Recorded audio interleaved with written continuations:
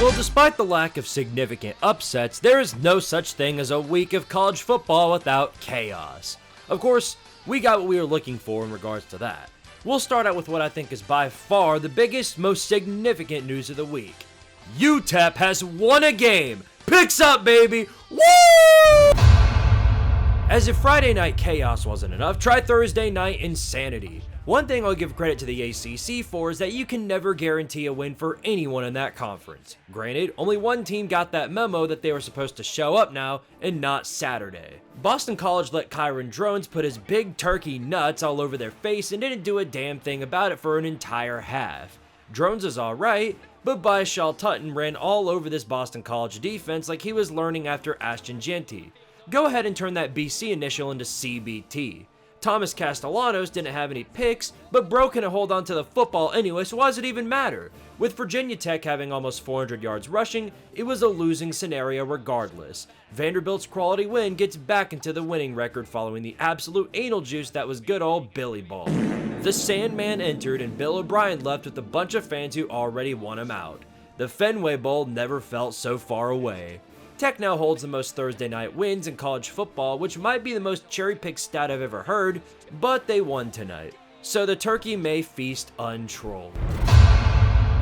With the Seminoles season already over in the eyes of fans, they've grown completely exhausted of DJ Ukulele. With him being injured for what could be the season, they will begrudgingly be forced to put Brock Glenn on the field to start the game against the Blue Devils fighting for bowl eligibility. Be careful what you wish for. The alternative you've been so desperately wishing for wound up just being dog water. Well, color me shocked and call me Danny Cannell. DJ was not the problem. Yes, he was a problem, but he was far from the main issue. Having Jordan Travis and Keon Coleman made Florida State's administration completely forget that Mike Norvell had 2 losing seasons while with the Seminoles. You extended him for 1 good season out of 4, and now you're paying the price. Duke didn't even have to do anything. They had less than 200 yards total. That's less than Tennessee and Oklahoma. Matters very little when the other team is handing you the football on a golden platter. Hell, FSU had 3 turnovers back to back to back. The worst part? This is Manny fucking Diaz doing all of this to you. The Knoll special team showed up with a return by Sam Singleton, but everyone else on your team isn't special. They're the furthest thing from it. Despite all that, Duke could never get away from Florida State, who continued to sneak back into the game. During a generation-long drive down by 7, we had about 20 years of ref ball review before we witnessed a moment 23 times in the making. Brock Glenn against the 3-man rush. Flips it to Toafili. And he's got nowhere to go. There it is. Duke's very first win against Florida State. A great win among a great season for Diaz and co. On top of that, they joined the ranks of being poured into the bowl. Alright! Back with the Trail of Tears, Florida State has once again plummeted. It's time for you to come back to the realization that giving Mike Norvell an extension was an awful idea. This is your worst record in 49 years, and it could very well potentially get worse. You're dead. Whoever's left on your schedule is just going to be stepping in the grave. Starting with, guess who? Your hated, undefeated rivals. You have to win out in order to join the ranks of bowl eligibility, so good luck with that. I'd just go ahead and hire the Waffle House menu guy now. The Ducks are riding high coming off a win against Ohio State. This week, though, they are coming face-to-face with the Purdue Soilermakers, who are known for beating number 2 teams at home. Bad news for them, though. Purdue teams in those years were good enough to make a bowl. This team is not even good enough to make the toilet bowl. Oregon had more trouble against the NCAA this week than they did in this matchup against the derailed Trains. After scoring 49 against Burt Bielema last week, you'd expect Purdue to put up a single point against Oregon, but we were only reminded of how they are a D2 team in disguise. Freshman Ryan Brown is figuring out real quick that Dan Lanning's defense is quite a bit different. Seeing this makes you really wonder how the fan turnout is better than USC's. Nonetheless, Dylan Gabriel adds another win to the Heisman resume and another dub for the Ducks. Wasn't the most impressive win because the run game was nowhere to be found, but it was their first shutout road win in over 30 years. More importantly, it's good enough to give them what fans have been frothing out the mouths for all along. Oregon is now number 1 in the AP poll. Considering the remainder of their schedule, it's likely they'll stay here for a while. This is about as good of a chance they'll have to get themselves a title. At this point, the rest of Purdue's season should be tryout for freshmen. The only way you make a bowl is if you beat both Ohio State and Penn State. You trust this team to do that? I don't know. Soil her down.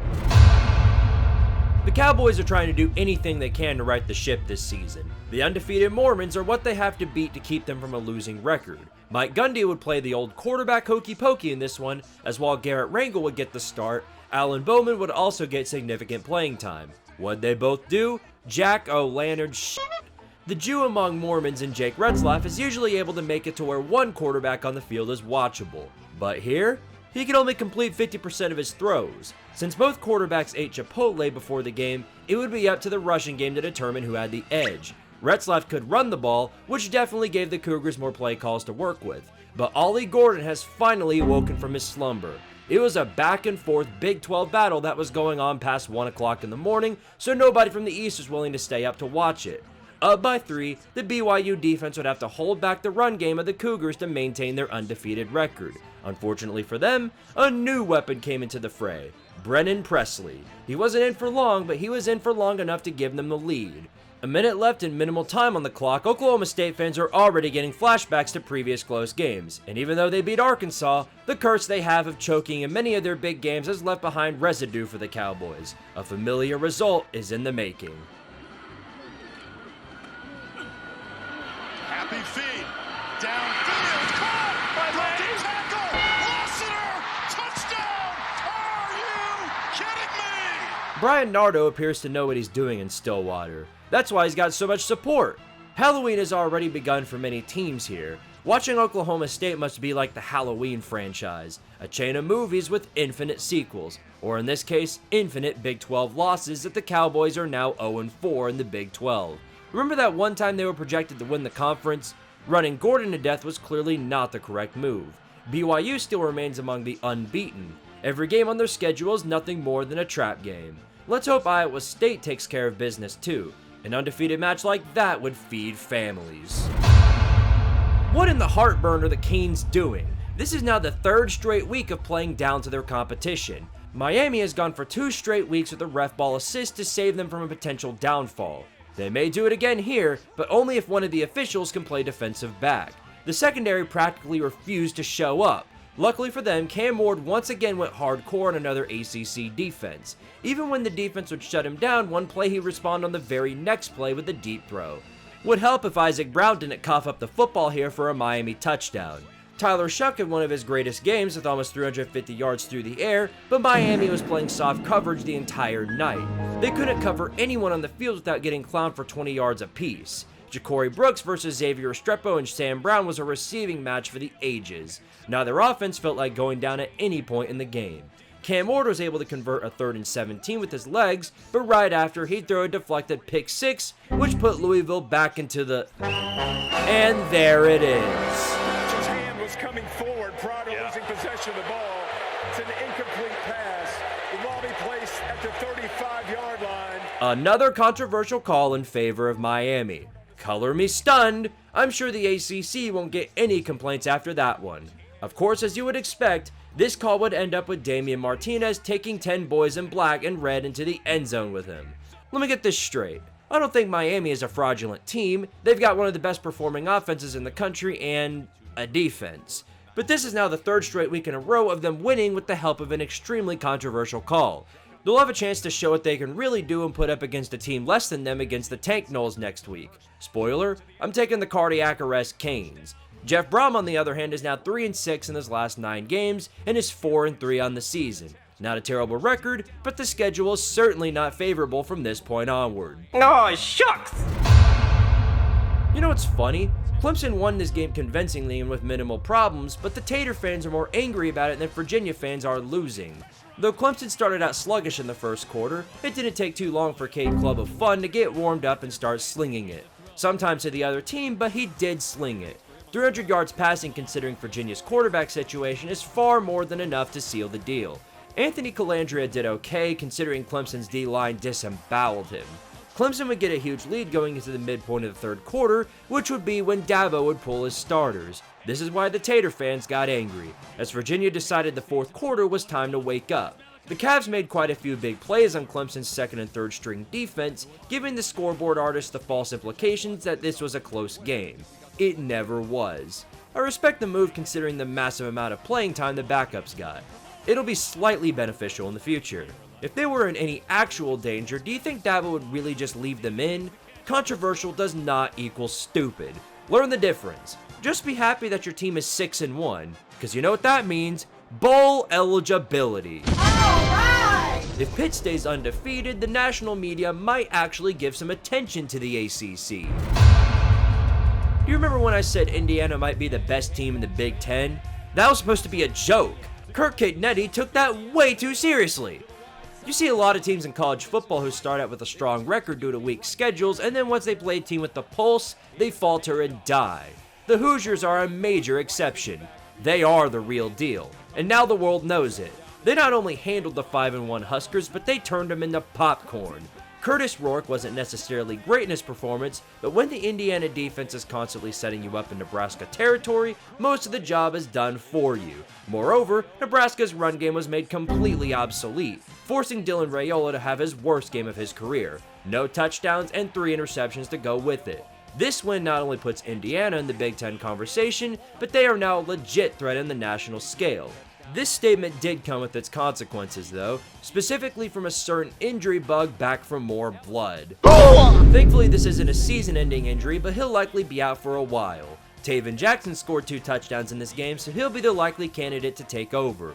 Will Rourke be back before the matchup against Ohio State though? A lot is to be determined by this result. Nebraska was expected to lose this game, but not like this. For those of you thinking bowl contention was a lock, the Huskers are 5-2.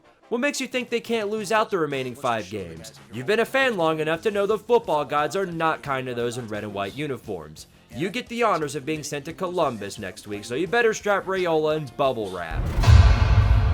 Missouri is in a difficult spot. They keep finding innovative ways to look like frauds despite winning most of their games. After getting their back blown out by Texas A&M, they likely have to win the remainder of their games to make the playoffs. Auburn lost hope the moment they realized they were playing football this week, so this should have been an easy game for the Tigers. Bad news though, the bug is dragging another quarterback victim. Brady Cook wouldn't be playing much in this one. Instead it would be Drew Pine, who is well on his way to being Cam Rising 2.0 if he keeps getting redshirted. Him coming into play made Auburn's quarterback situation somehow tolerable. That should tell you everything you need to know. Mizzou was in major trouble. Alarms went off further when the run game was getting completely dumped. It's a nightmare for Coach Eli Drinkwitz. Things got far worse and this punt was muffed for an Auburn score. Their offense wouldn't be doing it, so somebody had to substitute. The Tigers were going to need a miracle to get out of this one. Luckily for them, their prayers were answered. Straight from the heavens out of the hospital, Brady Cook has returned. Now that there was a quarterback on the field, the Auburn man already knew what was coming. Though the Auburn defense did everything they could to maintain a lead, forcing 5 sacks on the day, it was never in doubt. This season was meant for Auburn to suffer. Clutching defeat from the jaws of victory is how it's done. Gonna run it again, straight ahead, bouncing off of a tackler is Roberts into the end zone. I wonder if Auburn fans think they fired Gus too quickly. The alternatives don't seem to be rolling too well because this offense is frozen. I'd like to think things could be different with the competent quarterback, but we're living in the current year. You're mega ass. Mizzou gets another week to prepare for what's going to be a poop fest in Tuscaloosa. Good news though, you're going bowling. Alright! Auburn gets a week to prepare for what's likely going to be another week of suffering. That or the downfall of Mark Stoops. Go ahead, flip that coin. War Philadelphia Eagle. Locktober continues. This is basically what would have happened to Missouri if Brady Cook didn't return in the second half to save them. Wisconsin didn't have to do much as Braden Locke only had 160 yards, but Tawi Walker had another 100 on the ground. The rest took care of itself. By that I mean Northwestern did them a favor and just started the beating on themselves. Northwestern had the luxury of a dual threat, but with no offensive line to block and no receivers to catch the ball, it was all for naught. Wisconsin scoring once was enough to seal the deal since it wasn't like the Wildcats intended to get a first down anytime soon. The best runner they had all day was the quarterback who is just running for his life, so that should tell you the rest of the story. Luke Fickell has at the bare minimum righted the ship. With the undefeated Nittany Lions breathing down your neck, Fickell will get a chance to really prove what he's made of. Northwestern will have to battle it out against Iowa in the Who Can Score a Point on Offense Bowl. Just put that one on the CW and call it a day. Better yet, put it on the Sesame Street channel. Ragatona. Nebraska may have gotten annihilated this week, but they can take comfort in the fact that they broke Rutgers. They haven't been the same team since. Actually, I take that back. They just reverted Rutgers back to their former selves. UCLA is one step ahead of Purdue in terms of week-to-week competition. Their efforts have been negated up until now by a brutal schedule and Minnesota, but they came on the road prepared to take down the Scarlet Knights. Though Athan Krakatoa didn't have a bad game, it was nothing compared to what Ethan Garbers did to the Rutgers secondary. He wasn't just great, he was near perfection. 400 yards and 5 total touchdowns is a stat that will beat most teams in the Big Ten. If he could just hold on to the football, he'd be the missing link that the Bruins have been looking for. Regardless, they were always 1 or 2 steps ahead of Rutgers. Despite a decent effort from Kyle Monungai, there was just no way the Scarlet Knights would have enough time to come back. The Rutgers nosedive continues, but they'll have a chance to get back on track against the bad news condoms on Friday. UCLA still has ways to go, but they could be in for a Fujita or Nino Nakano level redemption arc if they can continue the momentum they brought in this game. They've got a bye week to figure out what to do. When I looked up the highlights to this game, they were subjected to YouTube Kids. That's not a joke. Look at the Wake Forest channel and see for yourself. Why would you do that to the children? Show them good football at least. If you are a Power 4 team and you are in a dogfight against UConn in football, then whatever you're doing it wrong. I don't care if Wake is not a good team, there is zero excuse for this. Hank Bachmeier was playing in this game, so quarterback injuries are something you can't fall back on. Duke got lucky because I didn't even realize that they did this same thing. If you want to try and use that to justify this performance, Maryland beat this team by nearly half 100. No wonder Cade Klubnik put up 300 yards on you. You can't even stop UConn's passing game. You may have come out with the dub in the end, but if I'm a Wake fan, I'm extremely concerned for the rest of the season's results. Not being able to form a consistent run game against the Huskies is cause for a play-calling overhaul. Last week I was able to point out how Cam Skibbity sent Utah straight to the toilet, but with Sam Leavitt out, Kenny Dillingham would have to resort to his next guy up, which is... Oh no. Did Nebraska and Georgia Tech teach you nothing about how this was going to go? While it looked like Arizona State would be just fine without Leavitt to start, Skibbity cuffed up the football, which completely turned the tide to the Bearcats. So unfortunately for this week, Arizona State took the liberty upon themselves to throw themselves down the shitter. All that's left was for someone to flush it. Scott Satterfield did not miss that opportunity. Brandon Sorsby wasn't going out and doing anything impressive, but he was completing passes, far more than what you could ask from Jeff Sims. Since the Sun Devils lacked a decent passing game, all Cincinnati had to do was box up the run game and Arizona State's playbook was dead. Certainly it didn't help that they had a kicker as good as Sims was passing. The kicking was so ass that Dillingham himself called it out and scheduled kicker tryouts for Monday. If a coach is calling out players in press conferences halfway through the season, something is a wall. Skibbity and the gang could be in for a significant downfall as Cincy laid out the groundwork for how to completely disintegrate Arizona State's offense. Unless Jess Sims can put the last 4 years aside and learn how to pass, I'm not confident something changes until Leavitt returns or the run game opens back up. Can we get a wellness check on that wagon Oklahoma trots around pregame? It's not just tipped over. It's lit on fire and covered in mounds of horse shit. It wasn't much longer after the wagon came out that the fans left the stadium. Michael Hawkins, who was thought to be the saving grace of Oklahoma's offense, proceeded to royally flop in this matchup. He coughed up the football, giving Carolina a defensive touchdown, and then threw a pick six directly on the next drive. Do Oklahoma fans remember when they were in the Big 12 beating up on a bunch of nobodies each week? It's moments like these where remnants of that really hit. How's that pay grade going, by the way? This game got so ugly so fast it took all of 5 minutes for Oklahoma to be down 21-0. Getting benched for Jackson Arnold is the downfall for any quarterback's time at a team, and Lord Almighty, it didn't take long for it to happen. Since an Oklahoma touchdown is as rare as the ice cream machine working at McDonald's, you'd be better off waving the white flag and calling it a night. Lenora Sellers was surprisingly decent in this game. Not great necessarily, but more than good enough to not sell the game away. The run game wasn't at all great, but like I said, it didn't have to be. Oklahoma's offense is hot garbage. It's more likely Auburn scores than they do. No matter how many times the defense would give the ball back to the Sooners, they'd respond by fumbling the ball every time. How do you fumble the ball 6 times in one game? It's football, not hot potato!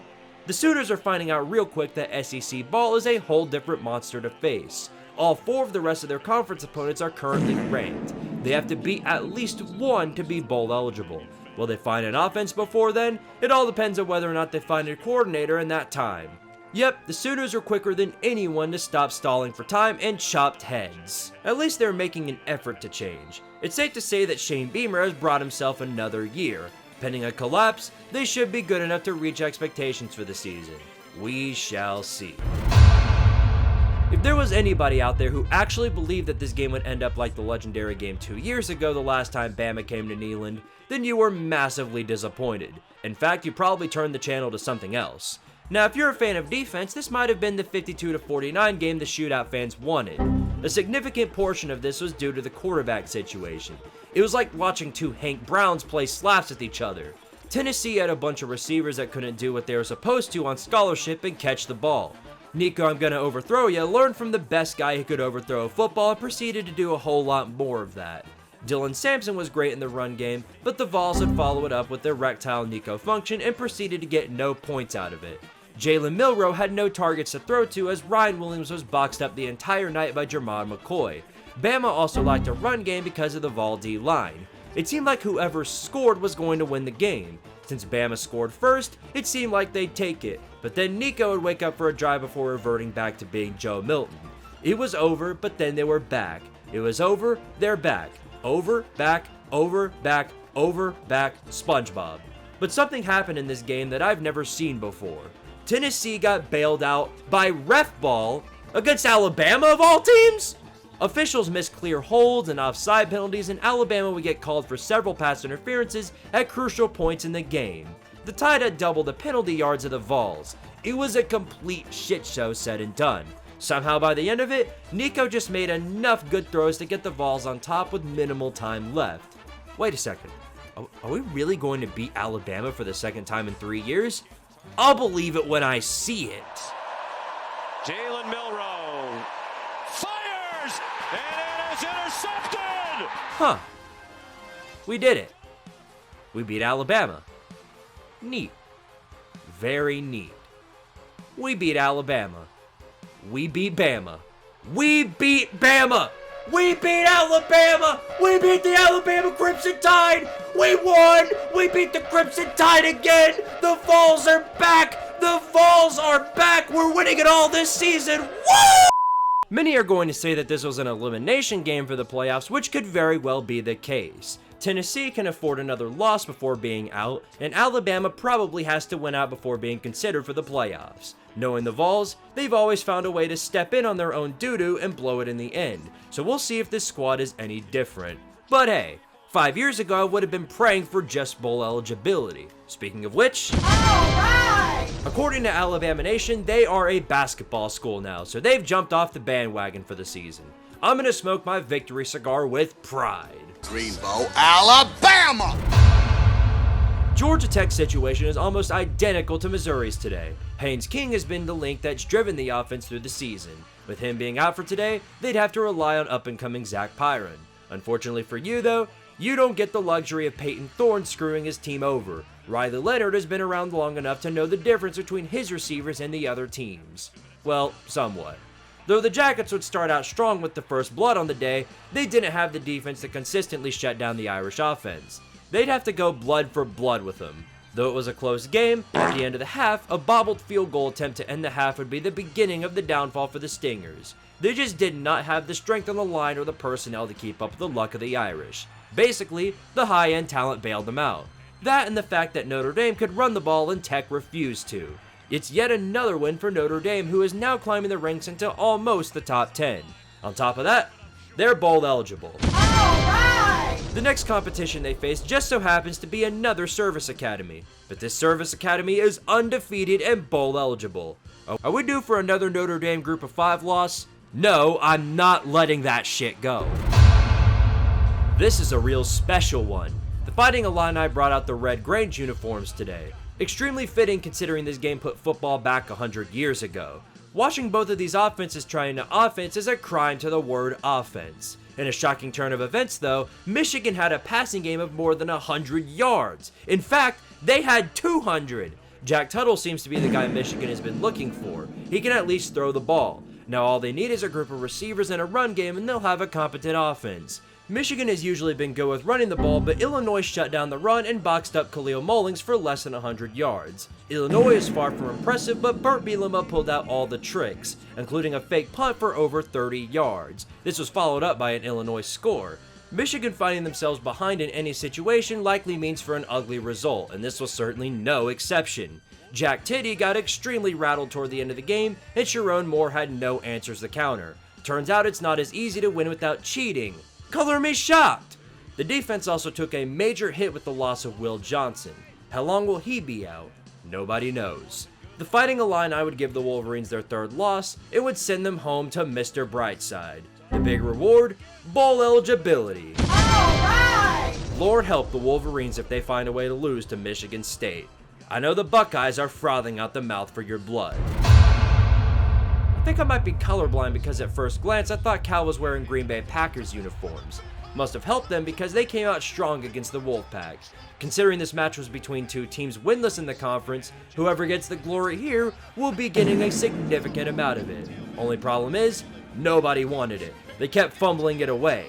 NC State did some work in the passing department, but once again got smothered in the run game. Cal's run game wasn't much better, but it was in the triple digits. Though both quarterbacks were slinging it pretty well, nobody could score beyond a few field goals by Cal. In a fourth quarter comeback effort by NC State, they were able to force enough sacks to get CJ Bailey to score twice. Luckily for Cal, they were able to get down the field while chewing the rest of the clock to attempt a game winner from 28 yards away, which as we know, is a chip shot. Better luck next time, Wolfpack. This one perfect.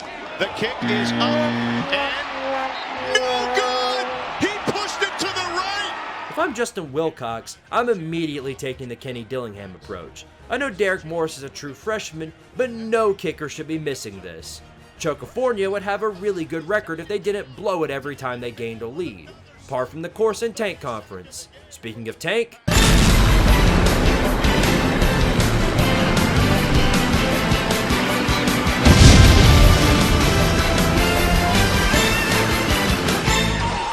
the Jayhawks should be proud. They've made 2 of these 3 college tank bowls. It's the closest they'll get to a bowl.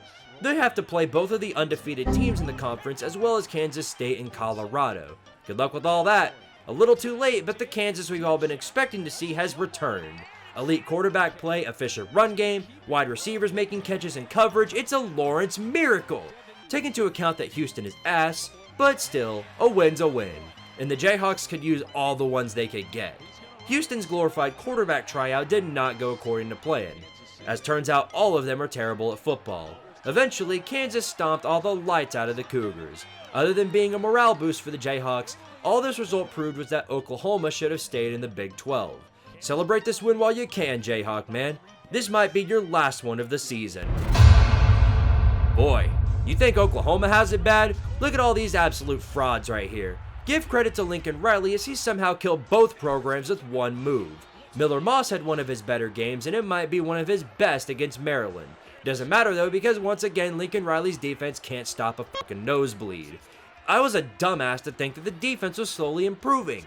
It never will. The condoms are finding out real quick why. Billy Edwards was firing on all cylinders and there was no condom on the field that could cover his guys. They just kept blasting right through them. The best part of the game was Eric Collins announcing like every play was a Hail Mary. It made the game 3 times more exciting than it actually was. Why don't we throw them into Michigan games and I might actually watch them? While the Condoms had a decent lead to start the fourth quarter, 8 of it went away after Maryland scored. Worst case came when Maryland got the ball back after a missed field goal which would have put up USC by 2 possessions. Now USC had to rely on the defense to hold. Not much of a spoiler alert, but yeah, they don't. Formation. Keeper! Edwards! Touchdown, Maryland! The Pac-12's reforming USC. It's not too late to return to your roots. You could at the bare minimum return to your conference championship every so often before the defense died. Lincoln Riley will not be getting into the Big Ten title game with this defense. Ever. You won't even come close without another Heisman winning quarterback. Sure, you're only 14 points away from 7-0, but they don't give moral victory points. Riley will have to answer this criticism sooner or later, or he could end up just like Chip Kelly, a coach of a once great system who is now coordinator for a real team. I'm just gonna say, I was expecting karma to bite Travis Hunter in the ass following his comments about Ashton Jeanty. You're both great players. Why tear another man down to prop yourself up? Anyway, high-end talent was stronger than any sort of karma today. Despite what was a good performance from the offense, the big story was the Colorado defense. 7 sacks and 7 tackles for loss? Where the hell did that come from? Not only did they completely own the line of scrimmage, but they completely shut down the great Fafita and McMillan combo. Give a significant amount of credit to the Buffs, as this is now their 5th win out of 2 losses. Far better than where the doubters, including myself, had them going. No, this does not mean Colorado is winning the Natty, Dion, so if that's what you think we should be saying, then yes, I guess we're doubting you. Nonetheless, Colorado finds themselves 1 win away from a bowl game, which would be a nice welcoming party for whoever starts next year for the Buffs as the quarterback and the coach. Because as we know, by December, all of the Sanders will be off to the NFL. If the Wildcats were consistent, they'd be a really good team this season. But if they continue to come out like this, then they'll just be another Kansas. Quite the odd matchup we got here. A team with no wins in the conference going up against one with no losses in the conference. Would you be shocked if I told you who won this game? Yes you would. Joey Maguire has always fielded a decent offense, so it was no shock that they were scoring a lot of points. For whatever reason though, they said defense was optional and refused to play it. Baylor not only scored more points than they ever had this season, but they put up a near 60 burger. While they did have an off week to prepare, I didn't expect them to come out on fire like this. 500 yards of offense and a strong run and pass game collectively. Texas Tech could counter, but not on every single drive. I don't care how many injuries you have on defense, letting this many points up on you is inexcusable. It's a great win for Baylor, who desperately needed this for Dave Aranda to get back on track. Tech's wheels may have temporarily fallen off. You're playing TCU next week, so now would be a good time to show up. You lose to them? Yikes. There are some teams in college football that should have every right to celebrate moral victories. The Cowbell College is one of those examples. While they are losing to everyone they play, they are really trying hard to make it competitive. Michael Van Buren has brought a light into this team that was missing from the team for the first few weeks. Connor Wayman had one of his weaker games with more interceptions than touchdowns. That mixed with more shitty ref ball made it a tough night for the offense. Luckily for them, the A&M defense was making Van Buren run for his life the entire night. It was enough to get the win and hopefully wipe the rust off the Colt team's car. From the windshield awaits a matchup between the only 2 undefeated conference teams. LSU is coming to College Station. Were they looking ahead to that game? Perhaps. Nonetheless, A&M has a week to prepare for this match, along with celebrating bowl eligibility. Alright! Clearly, they were not missing Jimbo. Mississippi State might be missing Dan Mullen though. Heard he might be searching for a job. Tyson Walmart should have realized they were in for big trouble the moment LSU started running the ball on them. That told the story of the entire game. Unlike Tennessee, who couldn't complete a pass, Garrett Nussmeier had his fair share of experience throwing the ball. Even with the bye, it's hard to prepare for that and the run game. All that was left was to try and go blow for blow with them.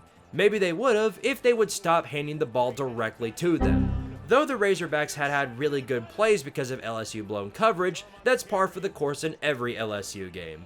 Once the second half came along, the Piggies just ran out of gas. A batted interception at the goal line was the sign that it was over. A great effort, but it was time for Arkansas to beat themselves again. Thus would be the result. LSU remains undefeated in conference play heading into their match with A&M. Just like A&M, they'll get a week to prep for the game while celebrating bowl eligibility. Alright! We'll find out between both the Aggies and the Tigers who the real deal is on Saturday. The Piggies still have a rough road ahead of them, so we'll see if they can rise to the occasion and make it pig time once again.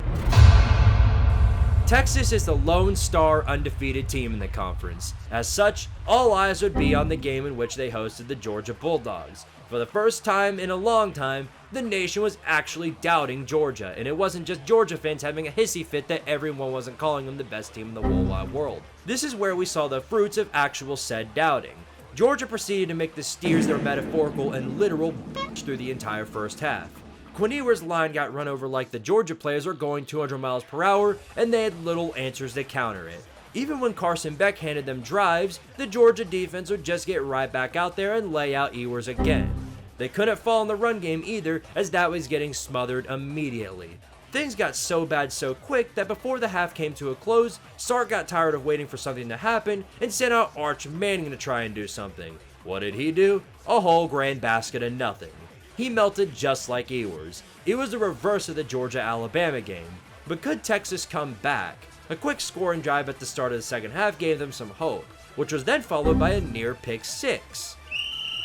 Or was it? It's a holding or offensive. Number 7. Ball we played to the spot of foul. Pass interference? Pass interference? In what universe? If anything, that's offensive PI. What a joke. What could be more embarrassing than that? Football by the entire... Yeah, the students are now raining bottles down here. This is unfortunate. Oh, no. Oh, no. What are you doing? Yep, here they come. The Tennessee comparison. It's so funny.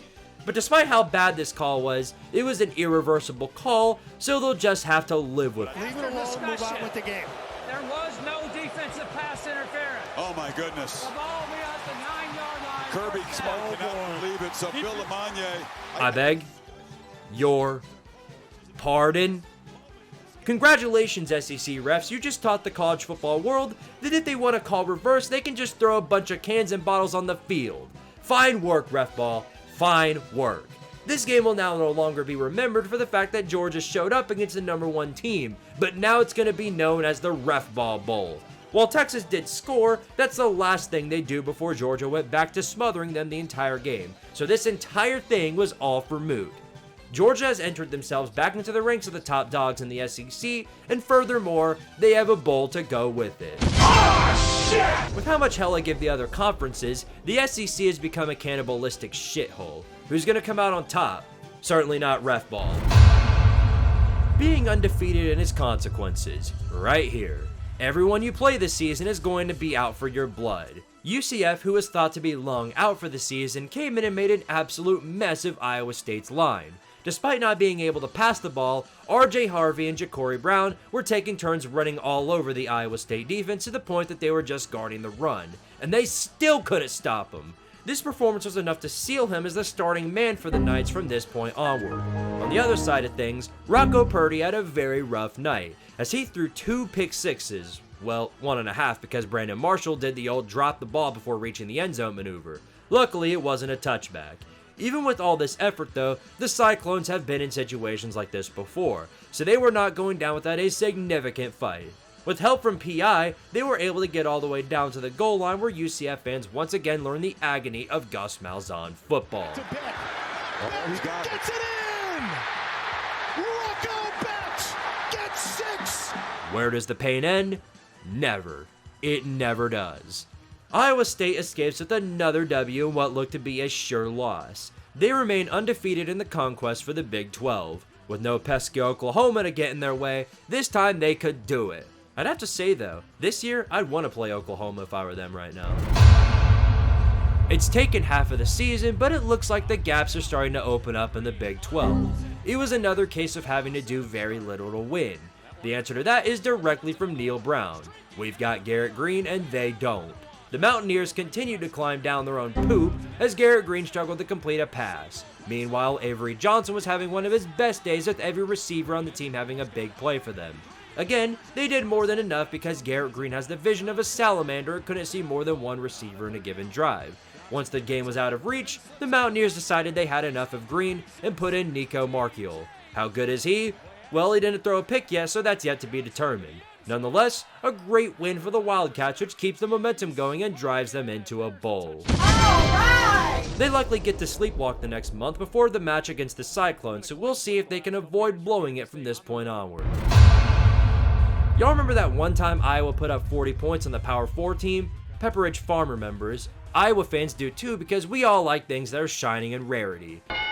They went from that to being held scoreless in an entire half. With the Spartans coming off a bye, they had little trouble getting down the field, but could not finish a drive to save their life. This made Jonathan Kim basically carry the whole team. 6 field goals is something you don't see very often, but it's a winning result against someone like Iowa.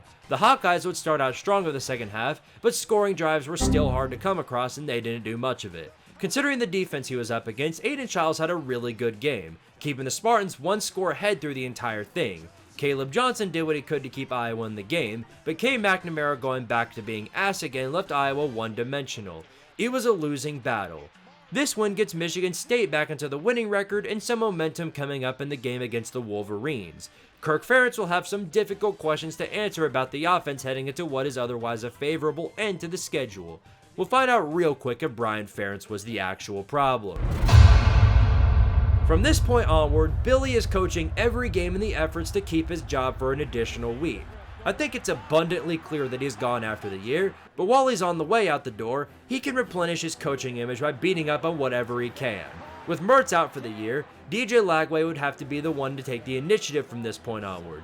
KFC is leaning heavily on the Ole Miss win, as everything else for them this season has been a disaster. Unfortunately for them, the tumble downwards is far from over. While it took a quarter and a half to heat up, Florida's offense began to drown the Wildcat defense. DJ Lagway was hitting receivers in stride, and Elijah Badger was shredding the Kentucky secondary. Jaden Baugh, the substitute for Montrell Johnson, put up a pretty good performance as well. With little run game to speak of, it was entirely on big hard Brock's shoulders to carry. Unfortunately for KFC, he went completely limp, completing less than 50% of his passes and having 2 picks too. Despite a valiant comeback effort from Kentucky, Florida just kept running up the score. Eventually, they got cooked. It's back to the coal mines for Kentucky, who's now got their 4th loss of the season. Florida getting the Kentucky monkey off their back must be a very good feeling because they've owned Florida as of recently. Can they win one of their next 4 though to make a bowl game? That's the big question. We can just go ahead and pencil in Florida State as a win already. That non-con loss to BYU looks a whole lot better now than it did before, doesn't it? No wonder that SMU has been undefeated past this point. Only one of these teams has had a rough transition to the ACC, as Stanford only has 1 conference win. As you can guess, it was never a competition. Kevin Jennings had 320 yards through the air, and the run game brought along 180 more. 500 total yards. It was a bloodbath. Ashton Daniels once again came out sluggish, so much so that they went ahead and let Elijah Brown play for the rest of the game. How'd he do? Nah. Doesn't really matter because Stanford only had 30 yards rushing all game and 200 yards total. No way they were ever winning this one. SMU continues to cruise to the conference schedule in an effort to get themselves into the ACC championship game. 1 loss Duke awaits in the next game, so bring your A game. In the meantime, enjoy a bowl award. Alright! Stanford has been blown out for 4 weeks in a row, but they will have a chance to fix themselves next week against Wake Forest. Whoever loses that one, good lord. Every week that goes on, TCU is reminded that they were in a national championship 2 years ago, almost as much as Ryan Williams' age. Utah is going to have to go the rest of the season without Cam Rising, who's out for the season. Isaac Wilson would have to drive the ship for the remainder of the year. The result is 2 offenses who are playing to see how good the field position they give to the defense is. Nobody wanted to score. There were as many turnovers as touchdowns. Even the kickers didn't do anything because all their kicks were getting blocked. Somehow, TCU would bullshit themselves into the end zone in the 3rd quarter, and Utah would respond pretty quickly. It looked like we were going to get a game in the second half, but unfortunately that was all we got. The rest of the game was just TCU letting Utah die. No matter how many times they got the ball, they just couldn't do anything with it. All TCU had to do was chew clock and the rest was history. Utah's offense is a complete joke now. Nobody takes it seriously. Well, except for Kyle Whittingham. Andy Ludwig has been fired, stepped down as offensive coordinator. A very predictable outcome considering how laughable this attempt at an offense was. What was thought to be an amazing season for Utah has turned into a dream scenario for BYU fans. Both of these teams have tough teams to play in the remainder of their schedule, so we'll find out quickly who is better off in the end. I'll tell you. After everything I've seen this season and in seasons past, I never thought I'd see such an episode of incompetent ref ball like we saw this day in the SEC. You'd think by being the most premier conference in the country, they'd have the refs to reflect that image. But all they've got are a bunch of uneducated PE teachers who signed up as interns for national officiating.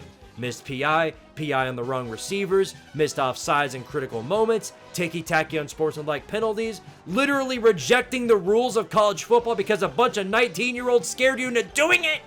So how would the SEC themselves respond to this message? Yep, the officiating sucked ass, but the fans sucked more, so who cares? What a bunch of buffoons. You guys can't administer a flag correctly, so I'll show you how to administer something the right way. The SEC officiating crew can carry with pride this week's Clown of the Week award.